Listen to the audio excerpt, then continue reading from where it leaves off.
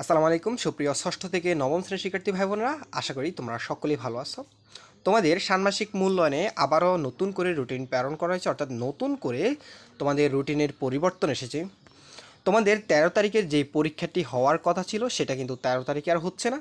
এখানে বিজ্ঞপ্তিতে যে বিষয়টি বলা হচ্ছে, 2024 শিক্ষাবর্ষে অনুষ্ঠিত 13 তারিখের যে পরীক্ষাটি সেই মূল্যায়নের সময়সূচি পরিবর্তন প্রসঙ্গে, অর্থাৎ এখানে বিষয় ও সূত্রের আলোকে কার্যার্থে জানানো যাচ্ছে যে আমি তোমাদেরকে এটা পড়ে শোনানোর প্রয়োজন নেই, তোমাদের জাস্ট তোমাদের রুটিনটা কখন কী জন্য পরিবর্তন হচ্ছে, মূলত হচ্ছে এনটিআরসির যে লিখিত পরীক্ষা, এই কারণেই তোমাদের রুটিনটা পরিবর্তন হয়েছে। এখানে এনটিআরসি ওই দিনে তাদের প্রিলি পরীক্ষা অনুষ্ঠিত হবে, যার কারণে তোমাদের 13 তারিখের যে পরীক্ষাটি, অর্থাৎ ষষ্ঠ শ্রেণীর বিজ্ঞান, সপ্তম শ্রেণীর ইংরাজি, অষ্টম শ্রেণীর শিল্প সংস্কৃতি এবং নবম শ্রেণীর স্বাস্থ্য সুরক্ষা, এই ষান্মাসিক মূল্যায়ন কার্যক্রম আগামী 3/8/2024 তারিখে গ্রহণের জন্য আওতাধীন শিক্ষা প্রতিষ্ঠানকে নির্দেশ প্রদান করার অনুরোধ হলো।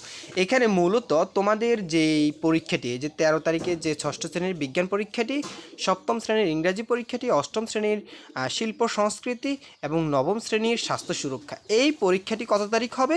এই পরীক্ষাটি হচ্ছে 3 আগস্ট, অর্থাৎ 3/8/2024 তারিখ শনিবারে তোমাদের এই পরীক্ষাগুলো হবে। ঠিক আছে, তাহলে এখন প্রশ্ন হচ্ছে, স্যার আমরা 10 তারিখে পরীক্ষা দিলাম, এখন 13 তারিখে পরীক্ষা নেই, তাহলে আমরা কোন বিষয়গুলো পড়বো? হ্যাঁ, তোমাদের পরীক্ষা হবে এখন 15 তারিখে।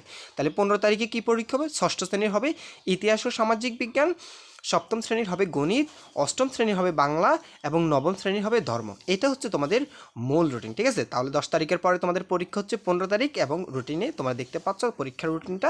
এরপরে 13 তারিখে যেটা, সেটা হবে কখন? সেটা হবে 3 আগস্ট শনিবার। ঠিক আছে, আশা করি তোমরা বুঝছো প্রিয় শিক্ষার্থীরা। তোমাদের ষান্মাসিক মূল্যায়নের সকল সাবজেক্টের অ্যান্সারগুলো কিন্তু এই চ্যানেলে দেওয়া হয়। সো প্রশ্ন এবং প্রশ্নের উত্তর সহকারে সো চ্যানেলটি সাবস্ক্রাইব করে পাশে থাকবা এবং ভিডিওটিতে অবশ্যই একটা লাইক করে দিবা। ধন্যবাদ সবাইকে।